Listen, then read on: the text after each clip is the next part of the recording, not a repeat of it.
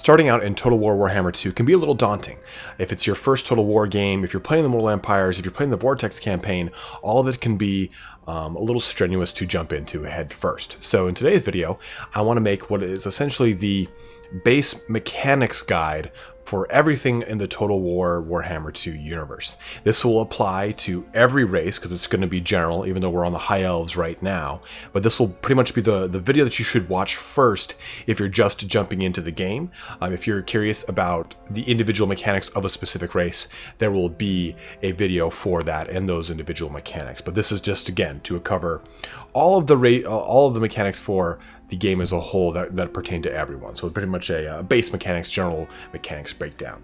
So what I'm going to do here, I'm going to go through the movement, the character stats, the levels, and skills, settlements and provinces, pretty much every little thing that you would need to know just jumping in. And I hope to make this about a 15-20 minute video.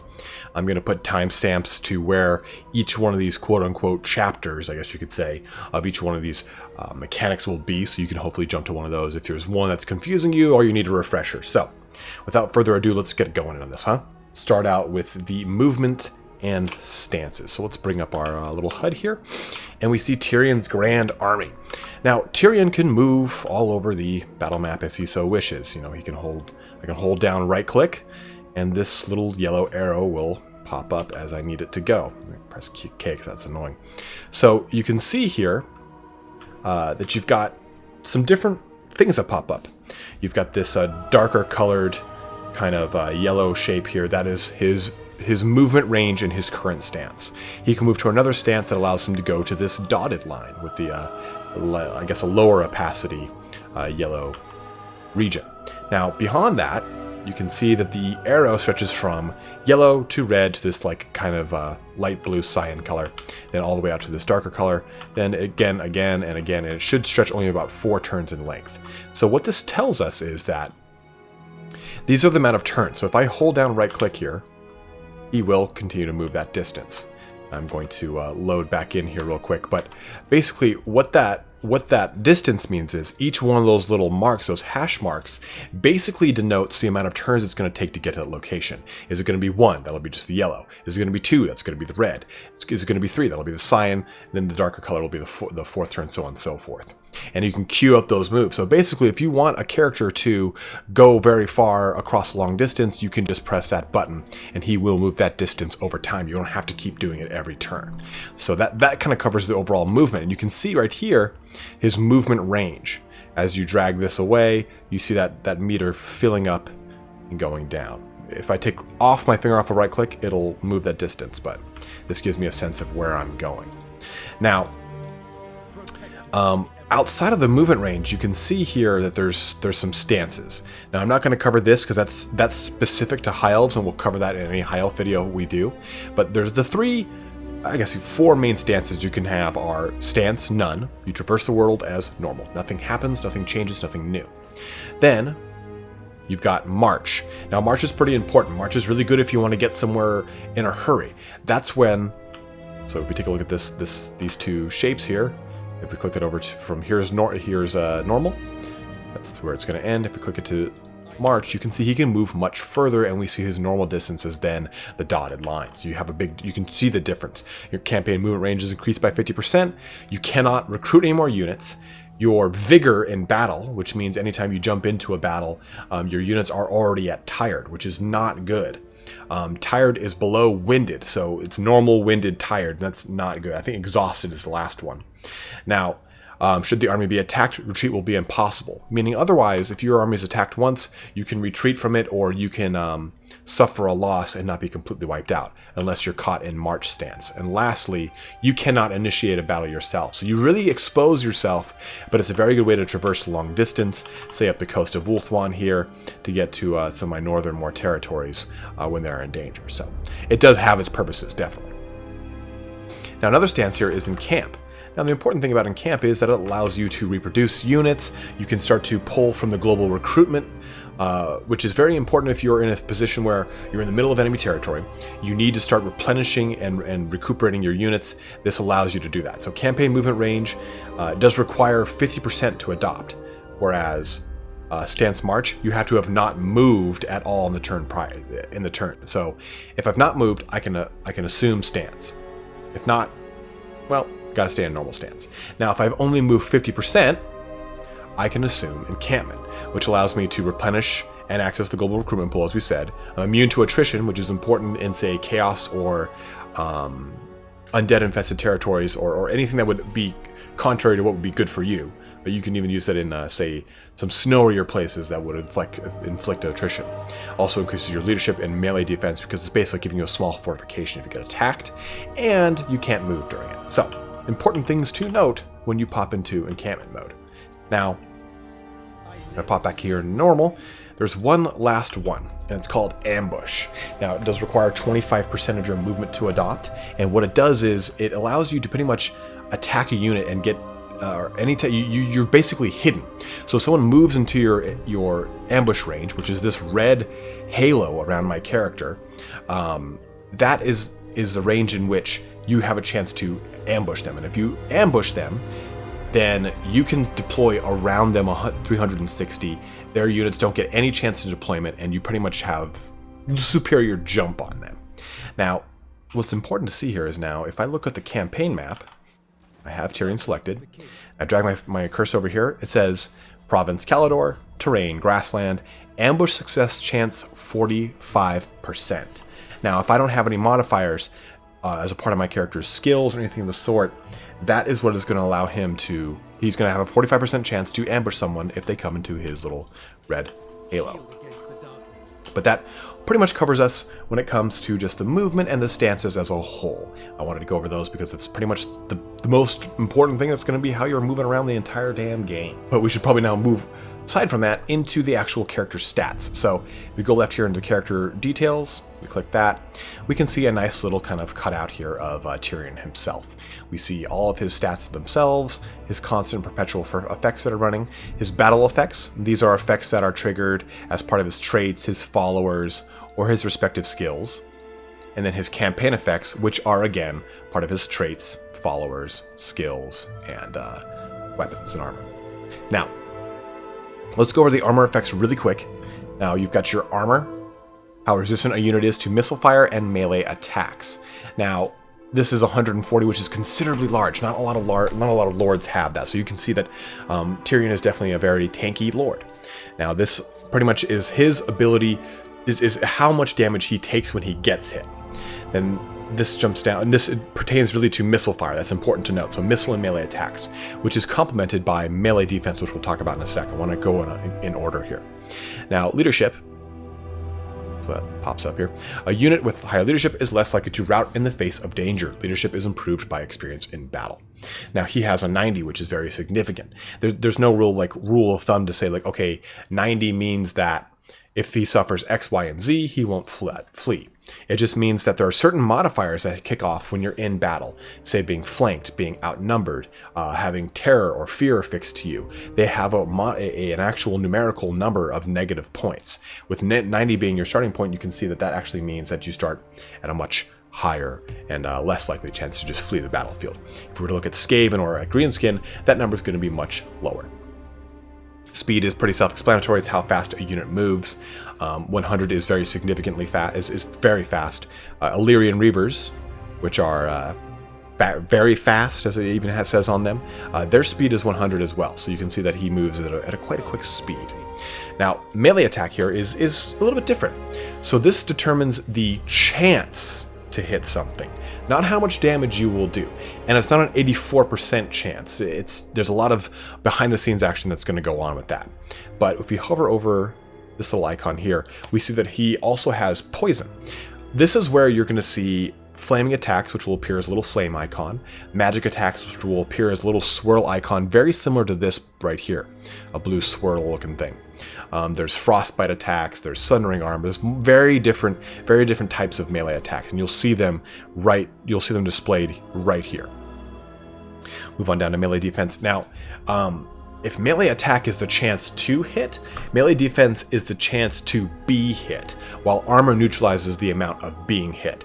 So that's the kind of difference between armor and melee attack. The difference between armor and melee defense, the difference between melee attack and weapon strength, which we'll get into next. Now, weapon strength, of course, being the amount of damage you're going to do if your melee attack brings you into a hit. Now, this is a flat number, 527, but it's divided into two separate numbers. You've got raw weapon damage, which is 284, and 243 armor piercing. So 243 will pass through even in the value of a high armor. So 140 armor versus 140 or 243, it will negate 140 of weapon damage, but 243 armor piercing damage will always transfer through and hit the model or the unit if it does actually land as a result of its melee attack. So that's important to know, that the weapon strength and why you use AP against heavily armored units, it allows you to actually deal raw damage no matter what. It never gets modified away unless there's ward save or a physical resistance save. Lastly, we have charge bonus here. This pretty much is exactly what it sounds like here, but it's this unit increases a unit's melee attack and damage when charging. So your chance to hit is increased, and the amount of damage you do is increased as well as soon as you make contact with the enemy. Now you see here with these persistent effects, he's got a ward save, and this is any type of damage reduced by this amount, which is 20%. Physical resistance means that any non-magical attacks, so if this said magic right here, that would not count. Obviously, physical resistance only applies to that. Missile resistance, again, any missile attacks, fire resistance. I mean, all these are pretty self-explanatory. Causes fear and terror, does have negative effects on leadership. Encourage is basically the ability to give leadership in anyone in the aura around him on the tabletop or in the battle map. And then martial prowess is part of the high elf mechanics we'll talk about in their respective video. He does have frenzy, which means he's immune to psychology, gives him weapon damage and stuff like that. So you see these things are pretty much unique to the individual, and the tooltips are very good at explaining what each and every one does. But let's jump real quick here into traits. Now these traits, this is the one he starts off with, a minus 35% upkeep for spearmen, archers, and silver helms. And he also gains traits as he progresses through the campaign. So if you fight a lot of Druki and you kill a lot of dark elves, then you might get this. Leadership +3 when fighting against dark elves. Or let's say you're constantly kind of leading from the front and you're getting into combat. Okay, well, maybe you get brave. Or let's say you're constantly killing units after a conflict and you execute them to execute captives. Maybe you'll get this. So these things kind of depend on how you play your lord. It depends on what traits you'll get. Maybe if you keep them in a province, they might get natural natural bonus to public order. All sorts of things that are just kind of random.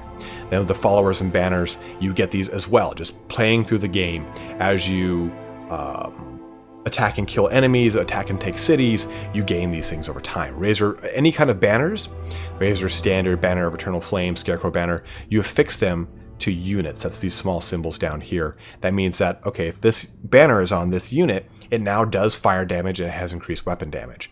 Okay, this Phoenix has a Razor Standard, meaning it has +10 AP. So these things are all really important. You can stack them to what makes the most sense for you. So Scarecrow Banner gives a -4 leadership to anything around it. So it's beneficial to my noble, which is going to be charging in headlong, trying to break the backs of units. Or this thing that gives fire damage to my Eagle Claw bolt throwers, which is shooting downrange as is. So you really get to kind of mix and match those as you see fit. And same thing with the followers too. You want to pretty much choose what makes the most sense for your army at the time. There's no formula, there's no easy way, there's no flavor of the month with these. Kind of just choose whatever makes the most sense for you. Armor, weapons, talismans, enchanted items, and mounts. Mounts you get through your skill tree, but these either are quest items, like so, or items you get just from plundering and playing the game. And there's different types. There's common, uncommon, oh, not crafted yet, where's the other one? Rare, unique, which is again a quest item. This is special and unique to this lord only, and crafted, which is usually from an event triggered by a rite or some other sort of in-game event.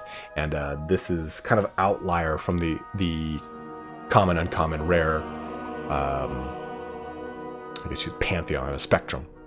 But it's important to just kind of note these real quick. But that kind of covers the character selection screen, the details. I'm sorry, the character screen, the details, how the character's stats work. We'll jump real quick into the skills here, but these are going to be specific to each and every race, I think. But you've got the yellow line, or I'm sorry, the blue line, the red line, and the yellow line of skills affixed by these little things right here. And they even show you up in the top here what you've kind of spent the most time in. Okay, we spent most of our time in battle skills. Battle skills basically mean that you're increasing the effectiveness of your units in one way or another. So for instance, combined elites. If you look at these little bubbles denote the levels, and these don't stack. So this says 4 melee defense for spearmen, 5% speed for Illyrian Reavers. This bottom one says 8 melee attack for spearmen, 12% for Illyrian Reavers, 8 defense for spearmen, so on and so forth. This is the cumulative total of what you would have. They don't stack up. So this is level 3, that's what everyone's gets. They don't get level 3 and 2 and 1. It just goes from, if we just want to look at melee attack, +8, I'm sorry, +1, or I'm sorry, melee defense +4, then to +8, then to an eventual, stays at 8, but it adds more bonuses. So you get more as it levels up. So battle skills level up your pretty much your base units, and you can decide, okay, is this guy going to be someone who has more archers? Are they going to be someone who has more of my elite units? So you get to build your lord how you want.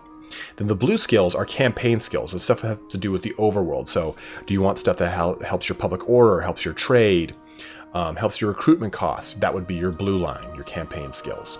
Then your last line are your character skills, and these pertain to 2 things.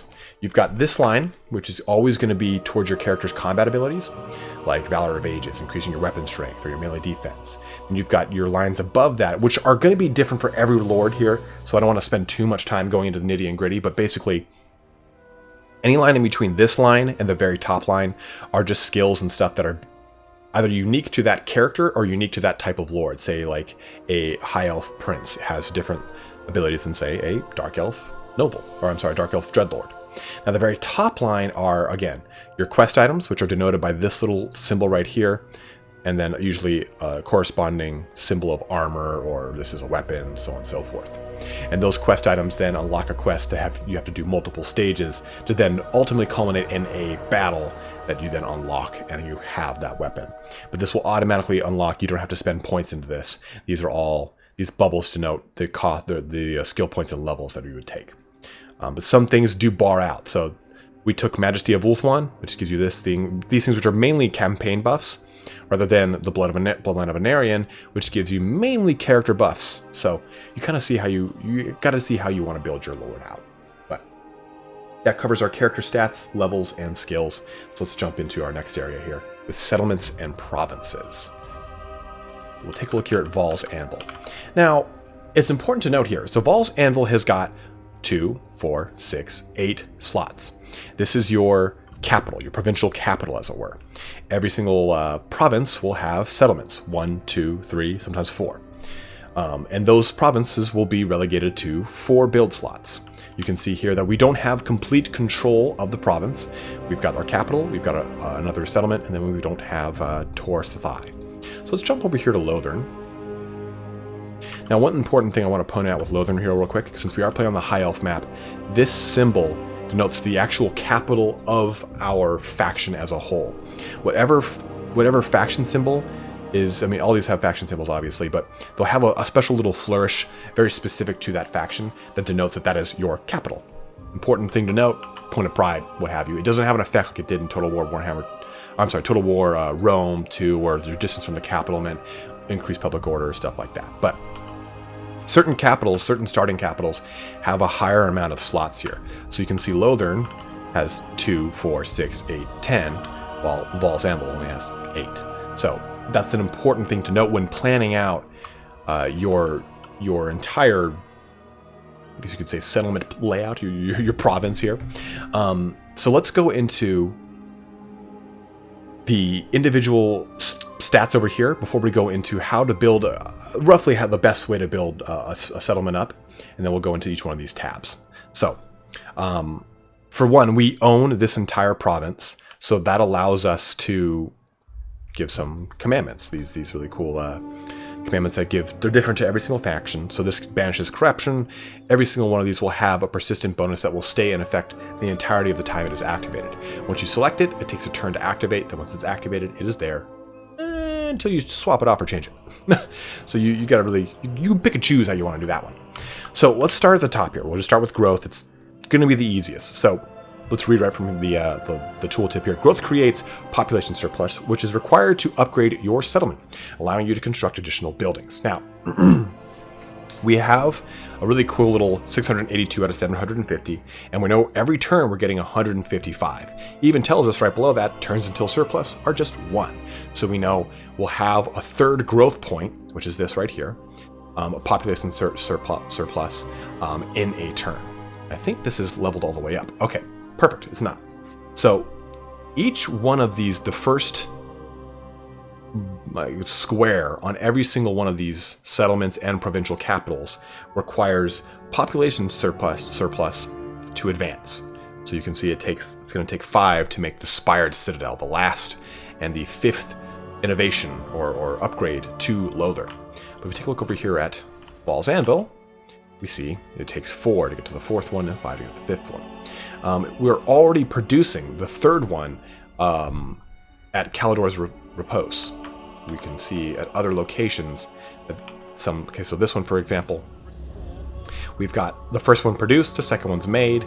We can make the 3rd one because we've got 2 population surplus, and that's all it takes to make the 3rd one.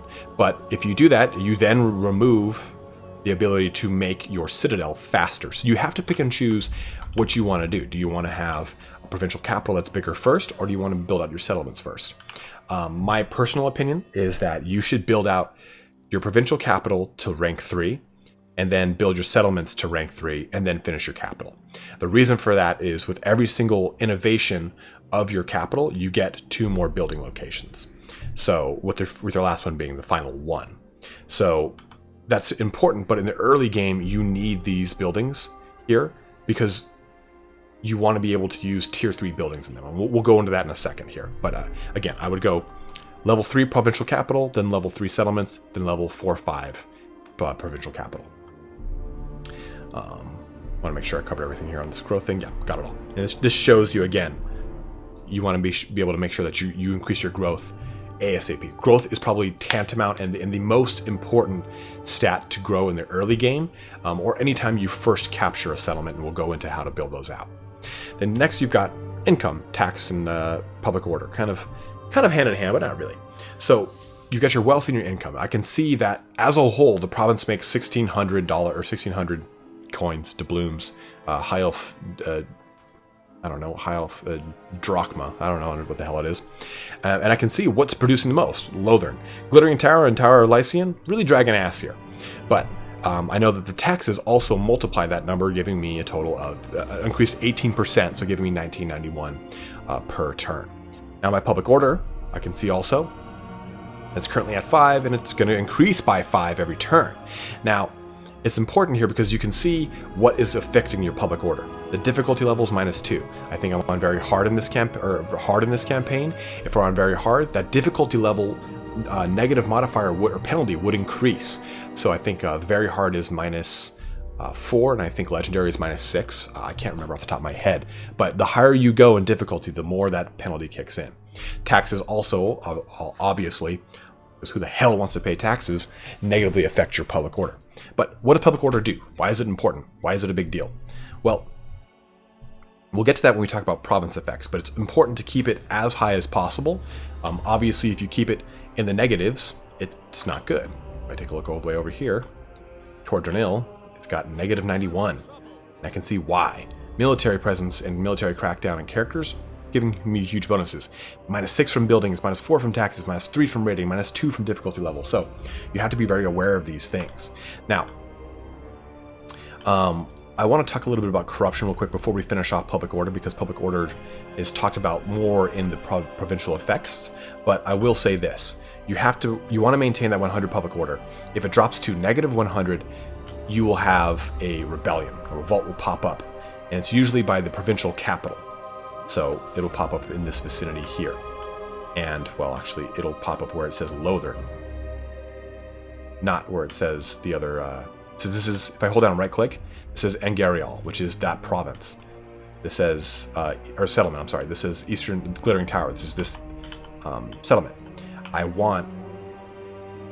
know that in the event of a rebellion, it's going to pop up anywhere here where it says Lothar, sitting all the way up here to Tower Lycium. there should be a little line that denotes that, but not that for some reason. Now, that'll again, it'll raise your public order to -80, and it'll be increasing, but you will have a rampaging, raiding rebellion on your hands. So you want to take care of that ASAP. But let's jump into corruption. Now, corruption, there are many different types. There's Skaven, Vampiric, Chaos, and Untainted. Now, depending on who you are, that means something. Vampiric corruption and Chaos corruption are beneficial to the races that affix to it. Chaos, Beastmen, Norskin, some light, Vampiric for the vampire counts, and Skaven obviously for the Skaven. Too high of the Skaven corruption has an interesting mechanic that we'll cover when we talk about Skaven, but it's worth noting that Untainted is very important for almost all races that are not those three races listed right there. I mean, obviously you can see the benefit I get from it. It does increase a lot of things for me. So important to keep Untainted, and Untainted is affected by certain buildings or certain characters. I can see here. Yeah. So if I see, well, that ever wants to stay up. If I look at the left there, it says tower, income generated, wave fragments generated, growth generated, then Untainted +1. So I get Untainted from my provincial capital building, as it were. So you want to make sure you maintain that corruption.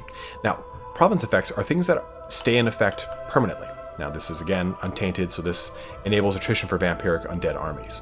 And one thing here, it says indifferent populace. This is -25 to +25 public order. No negative or positive benefits, just kind of meh. People like, yeah, things are kind of good. I got pointy ears. I'm a high elf. Fuck it. Now, look at Lothern. Jubilant populace. Everyone loves everything. High growth. You get recruitment costs negative or reduction. Increase in tax rates. Local recruitment capacity increase. Everything's peachy keen. Now, if I go over here to Torture Nil, things ain't too great. Outraged populace, -15 growth, +15% recruitment, and +15% tax rate, and local recruitment capacity +0. So no bonus or negativity to that, but still, you see that it has a wide sweeping effect on how everything operates. The higher the populace, the better. You don't want to keep everyone kind of skirting a negative or just above par. You want to get them as close to 100 as possible. Now, we've talked roughly now about each one of these populaces, or each one of these stats here. Let's go into what the ideal kind of, I guess you could say, settlement looks like. Now, I guess it's worth bringing up the, we'll hover over here. Now you see some of these buildings, this is the building browser. Some of these buildings, they have corresponding little things here. These are the tiers of the building. Clearly a tier 5 building means that it requires a tier 5 provincial capital to make this building in this location. If this had a little guard, let me see if I have one of these things. It's got a little, perfect. This is not any better. This might be better. Look at me just building everything I need to build. But basically, the more, well, either way, this build icon is only going to be obviously looking at this for its requirement. You can see this bar will actually be raised and lowered according to where or how many tiers you have activated of that provincial capital or of that settlement capital.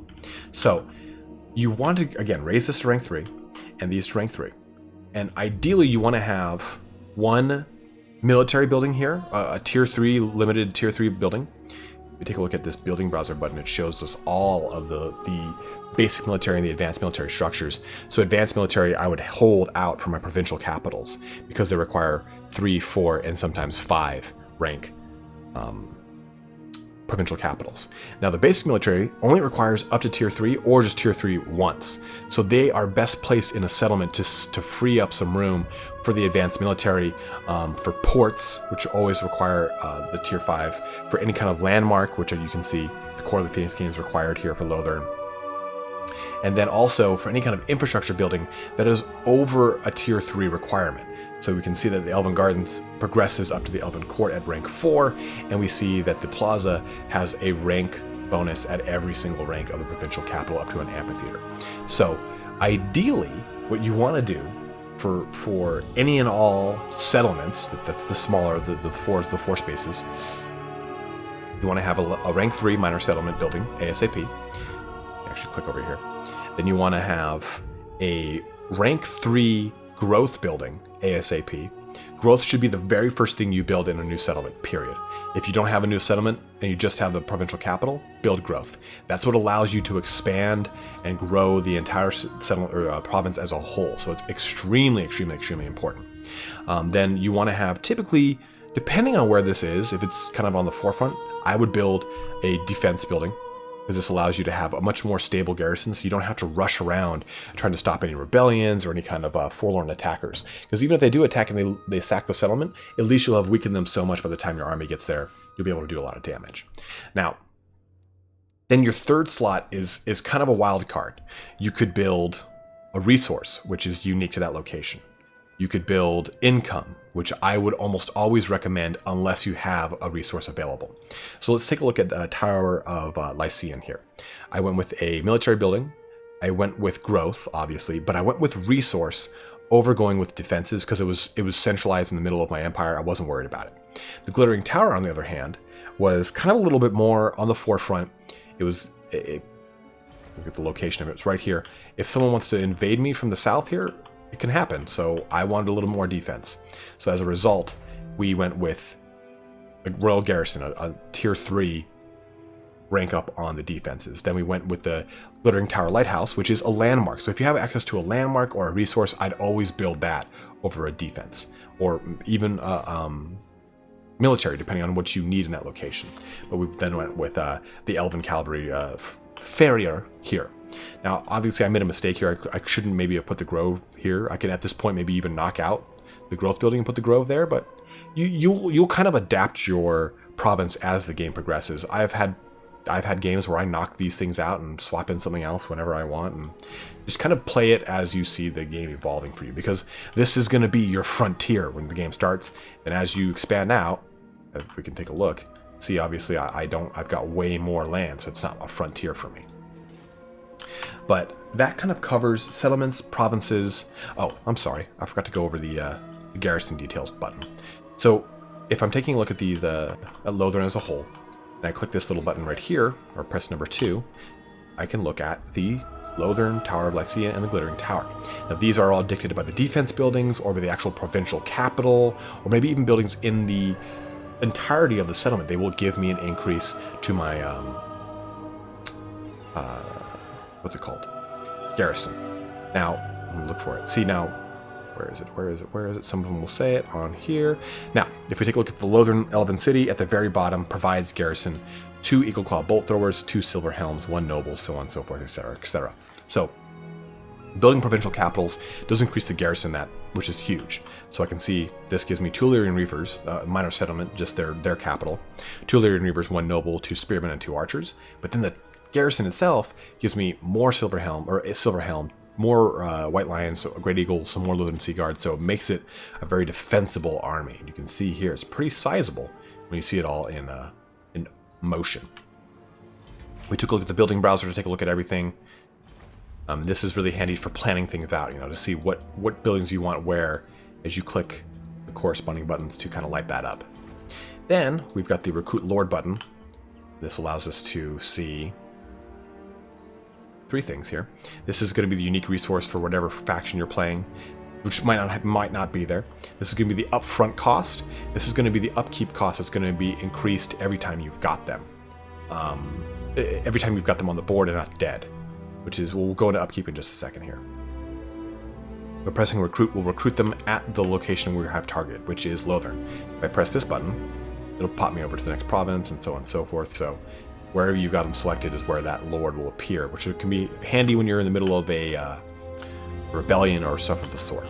Our last button here, number 5, is Recruit Hero. This allows us to recruit different heroes. Mages and nobles are the only ones I have activated right now, that you can see again, same scenario. What's their cost, what's their upkeep, so on and so forth. Then you can see the mages, what their corresponding realm of magic that they'll be casting from. You've got Handmaidens and Lore Masters of Hoeth, which are gated. You'll see the symbol a lot here. That means that I'm required to build something first. This is the Grand Repository. This is the Handmaidens Gallery. So this covers pretty much in the entirety what these settlements are like and how you kind of navigate around them, what is really the best way to build a settlement. That's, again, conjecture. There's tons of different ways you can do that. One thing I'll talk about before we end this portion is the income.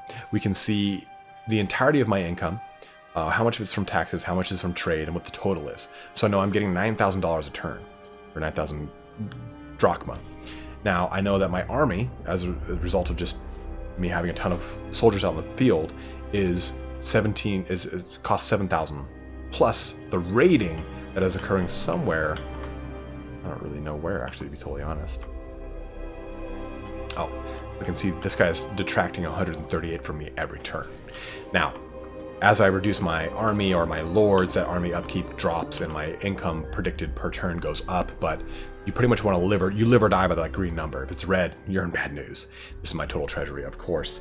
Clicking this button shows me a nice little breakdown of that, and also the trade, where I'm getting it from, so what resources I'm producing, which ones I'm importing and from where.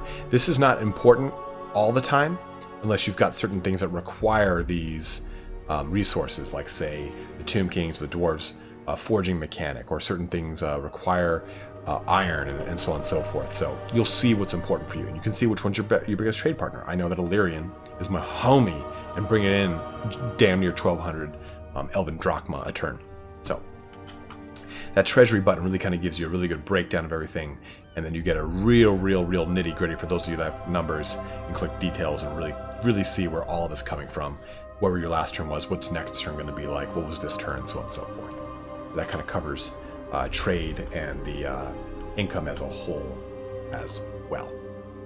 And this thing has gone way longer than 15 or 20 minutes as I had planned. I apologize about that, but it's important. I want to get all these, I want to get everything done here. So let's jump into the research button, which is right here. You can press 8 on your numbers. The number of numbers to do that, and the technology is different for every single race and every single faction, so it's not worth talking about in depth. I just want to talk about just some real basic principles. Obviously, these numbers right here denote how long it's going to take to recruit that or research that item. This is your research rate up here. This is the speed at which you can research technology. Research rate can be increased via buildings, characters, traits, and skills. Exactly what I was going to say. But you can queue up multiple researches. So if I want Harbinger's Called, I can press this button. It will research the prerequisites, this and that, and then this. And it tells me in 7 turns this will finish, in 16 turns this will finish. Same thing with that, it'll just kind of queue up as needed. So it gives me an idea of how many turns needed to do something. Now this is the total amount of turns. This one thing will cost 11 turns, but it's saying that, I believe it's the total amount, because this is 11. Oh, I think it's 9. Yeah, it's 9. So this will take 9 turns to do on its own. This will take 7 turns. It's saying 16 turns in total to get this and this. Thus, it just shows you this one icon, 16 turns to get that technology, because it needs to research the prerequisite first. But that's honestly all I really want to talk about with technology. Sometimes you'll have requirements for technology like cost or chivalry or certain things depending on what race you are. Well, again, we'll talk about that in the specific race. And some things are gated by buildings. So this requires exotic animal bazaar, so on and so forth. So I want to quickly jump into that because we'll talk into it in specific with each and every race we do. But this is the kind of the overview of the research menu. But now that we've gone into the research, let's go into the other R, rites. Now, rites are new to Total War Warhammer 2, but they are very important because they really give you a lot of really awesome, flavorful benefits to every single army you're playing, and they're different for every lord depending on what you're playing. Like the new lords released with Queen of the Crown have new invocations and new rites that pertain to the gods that they kind of not ally themselves with, but identify with a little bit more. So if we take a look at Invocation of Assyrian, we can see that it costs 2,000 high elf drachma. I'm really sticking with that high elf drachma thing, but it's got the cooldown reduction on this. It's showing me that after I've used this, it's going to take 20 turns to recycle to use again, and that it lasts for just 5 turns. You can see here that I've used it 15 turns ago. This right will become available after 5 turns. But then there's requirements for these rights. Sometimes it requires you to build buildings, to do certain actions, so on and so forth. So this right will unlock after constructing the archive building. I know the Invocation Hoeth is barred until then. But they all give certain things. Recruitment bonuses, experience bonuses, winds of magic, untainted. It all depends on the rite, so it's not worth talking about in depth right here. But I mean, you can kind of look at it as like, here's the 3 things. Requirements, recycle, reuse. Man, I made a really cool rhyme out of an old school childhood thing. So you've got those three R's: requirements, recycle, reuse. Kind of, you live or die by that, and kind of timing those out. Like if I wanted to build out a whole brand new army, I would use this Invocation of All, because the recruitment cost is going to go down and the recruitment rank is going to increase. So that allows you to get a lot of benefit out of kind of value trading this in conjunction with a brand new lord. But that covers the rights in their entirety real quick. But now that we've done that, we should probably talk a little bit more about diplomacy. Now that's a pretty big part of the campaign, and it is worth talking about, definitely. You can kind of organize this little known races thing here by race, name, so on and so forth. I like to do it by attitude, so I can see who loves me, who hates me. Well, at the bottom here, I can scroll out to see a little bit more information. Now, if I click on Valyrian, I can see that Valyrian and I are firm friends. Now, if I click on Greybeard's Prospectors, I see that they do not like us. They're okay with Valyrian and Tyrnoth, kind of neutral, and they're pretty good friends with these guys. God, I can't think of their names right now. Where is it? Knights of the Flame. Knights of the Flame. So you can get an idea of how they respond to other races by selecting them. This is part Sartosa, and you can hover over other races, and it shows you what their thoughts are towards those other races and the such. And it shows you again how they're doing with that. Okay, I can see that their rank with us is, or their rank with Safari is. Oh, I'm sorry, this guy. If I hover over it, there we go. The rank with Safari is improving. Things are getting better every day. But you kind of gotta make sure you're initiating diplomacy with people that matter. So I've obviously made a firm friend. This shows me kind of all my statistics. So who are my defensive allies? Who's my military allies? Who are my enemies? And who are my trade partners? And what trade goods I'm bringing in? What my strength rank is according to everyone else on the map, which is huge. I'm strength rank 3. Jesus Christ, with Nagaron being number 1. So I'm in a pretty good position because I'm very, very strong. This is your reliability rating. If this says untrustworthy, people are less likely to want to do things with you if you're in a situation that is not an outright success. So, for instance, let's see. Okay, these guys are neutral to me. So, military access. See, the likelihood of success chance of this is low, and that's just because I don't really have much rapport built with them or any of that kind of action. Now, if I was untrustworthy, this would be even less likely to happen. So that reliability rating does have a bearance on this likelihood of success chance. And you can increase that likelihood by offering payments.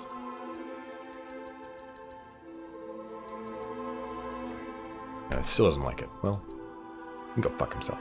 But you can give payments as gifts to increase your standing over time. Certain races have certain mechanics to increase that, but as a whole, you want to look at some stuff here. You've got non-aggression pact, which means they won't attack you. You shouldn't attack them. Trade agreement, which it shows you their predicted income from entering into a trade agreement with them, which is pretty huge, I think. Military access allows you to walk on their land without quote-unquote trespassing, which would greatly significantly hamper and damage your standing with that faction. And this defensive alliance, which means that if they get involved in a war, you will join them. Then there's military alliance, meaning that you will join each other in the event that you instigate a war, or someone attacks you. Defensive is only if they attack you. So it's a two-way street with military. Defensive alliance is a one-way street, and it's only if you're not the aggressor. Now, important thing to note here. There is another option, and that's join confederation. You can see it's a moderate success chance here, and it always has a negative penalty after it kicks in. It'll have usually a negative diplomatic relation with people similar to you, minus public order, but you'll gain all of that provinces, armies, or all that factions, armies, and provinces. So that can be good or bad. You have to make sure that you can take it financially. Now, technically, typically, you don't want to have a military alliance with someone you want to confederate. It actually makes it harder. You should only stop at defensive alliances, and I oftentimes just shut down defensive alliances because it pulls you into unnecessary wars, and you don't want any part of that in a game that's pretty much meant to dedicate your resources in the way that's best for you. But if we take a look at this section right here real quick, this shows us all of our active treaties, military alliance with Illyrian, and military access. Knights of the Flame, we have a non-aggression pact, and we have trade. And these are the 3 different trade icons. This is cannot trade. So this faction can't trade. That's one way of looking at it. There's this one. A route from their capital cannot be established. Now that means one of 2 things. I either cannot see it, you have to see the capital before you can do it, or they don't have any means of transporting across whatever means to do so. So if I was positioned right here and they were right here, I could see the capital, I could transport to it, I could trade. But if they're right here and I'm clearly all the way over here, if they don't have any active docks or bays or any access to the ocean, then there's no way we could trade even if I was able to see their actual capital. So that's important to note as well. This little thing denotes that it's a horde army. That's important, I guess, to know. But the cool thing here with strength rank is you can see relative your strength to theirs. So Safari, not too worried about it. I'm at war with them. I can go take a giant dump on them whenever I want. But Nagaron, I can see that they are vastly outnumbering me. Well over 50%. And I can see that they hate me. You hover over that little icon, it gives you an idea of why they hate you. And if it's improving, for some reason it is. And how you can make it better. But that kind of covers diplomacy as a whole. I would always jump to doing trade agreements and non-aggression pacts with anyone ASAP, and then kind of pick and choose your battles from there. You don't want to jump into defensive alliances or military alliances unless you really want to or need to. I would hold off on those. But that kind of covers diplomacy in its entirety. But to kind of get into the wrap-up time here, kind of getting things all settled away here. We've covered pretty much everything. I will go over this real quick here. These are the rituals. They're different for every single race, but for the most part in the Vortex campaign, they're about the same distances with the same requirements. When you reach one of these rituals, you can click on it. This will begin the ritual, and it will nominate one of your locations as a ritual site. And that means that they will get attacked. And this shows you is either going to be Lothern, the Unicorn Gate, or the Glittering Tower. So that pretty much means that before you begin the ritual, you might want to put an army near one, if not all, of these locations. I'm not worried about both of these. I'll put one probably right here. The Unicorn Gate is a huge bastion of terrible death, so I'm not really too worried about that either. Now, the cool thing is that it does give you a lot of really cool benefits for doing it in the middle of it. You get minus 10% upkeep, you get public order bonus, so you get some bonuses for doing it. But at the same time, they can choose, your enemies can choose to send intervention armies your way. And those will spawn close to whichever the ritual site is to try and end it and intercede it. What I've heard is a really good tactic is to let your enemies kind of start doing the rituals. You don't care about it, but kill them off one at a time and then start your way of the ritual so you don't have to deal with many intervention armies coming your way. But that's kind of the brief nitty and gritty on that. Go over that really quick. Lastly, I guess you can click this button in your upper right corner. That's going to do your faction summary. That's just going to show you everything: your provinces, your settlements owned, what your treasure, your income is. It shows you these really cool faction effects that happen as a result of in-game events and the such. It shows you which climates you can really adhere to. If you decide to use any of these other climates, these unpleasant or uninhabitable, you deal with a lot of negative benefits from here. Let's actually take a look. Tordranil, I know, is a uninhabitable climate, which is really bad. So -3 public order, but plus 50% construction costs. So these things are terrible. You want to really try to avoid them.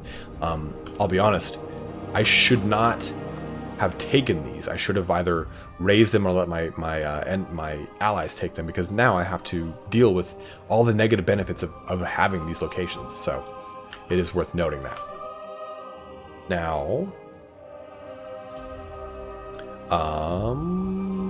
it also shows you your diplomacy. It also shows you a breakdown of all your heroes and stuff like that, and your records. And this is kind of a really cool way to how's the campaign progressed for me since I started. And it shows how basically the white is Lothern. You watch it kind of grow as I expand. Statistics kind of just shows, again, if you like numbers, it's all here. I guess the last thing I'll go into here before we kind of jump out of this video, this is really quick, is just the army setup. We'll talk about each and every army when we go into it, but it's just worth noting here real quick. You've got experience meter that experience is going to gain over time, either through character skills, through being in combat, through killing captives, whatever it is.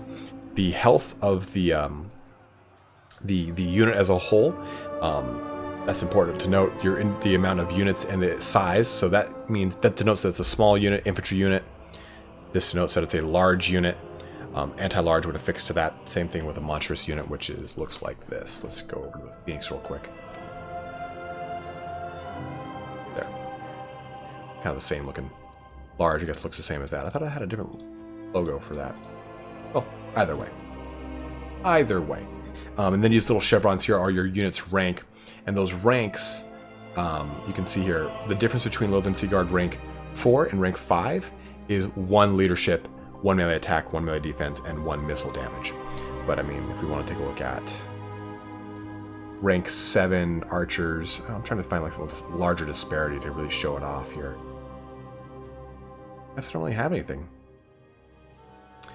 Yeah, I guess rank 3 to rank 4 shows 1 and 2. So it's hard to really kind of showcase this right here because of my things are all kind of close in rank and level. But it does add up over time. I mean, that could be a sizable 7 increase. It just kind of depends. And you have got skills that make things that are above rank 7 even more deadly. So you can pick and choose those as you see fit. This little button here means that the troops are replenishing, and it'll tell you how many they're replenishing per turn and how many until the troops are entirely replenished.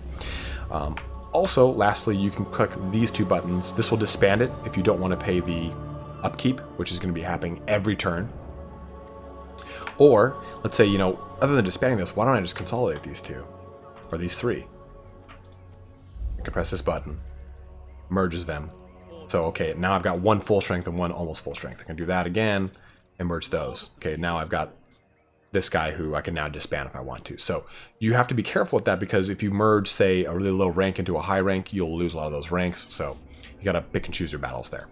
But hopefully, guys, this gives you a really good summary of how to play Total War Warhammer 2. And this is what we're going to always assume you've watched before we jump into any of our race-specific videos, which should be a little bit lighter and a little bit quicker. But again, this is the overall mechanics and the treatise, the codex on how to play Total War Warhammer 2. Thanks for watching here today, guys. If you have any questions, anything you want to point out or see added to this guide, let me know. I'm more than happy to do an update here. I guess one other little thing is there's these victory conditions that show you the Vortex and Domination. This is larger for the Mortal Empires campaign. It shows you which conditions can kick in. But just take a look at those. They're very self-explanatory and very specific to each race. We'll talk about them with each race. But don't forget to like and comment on the video if this helps you guys out in getting your feet wet in the Total War Warhammer 2 world. Don't forget to subscribe, all that other kind of action. But thanks for watching here today, guys. Have a good one and take care.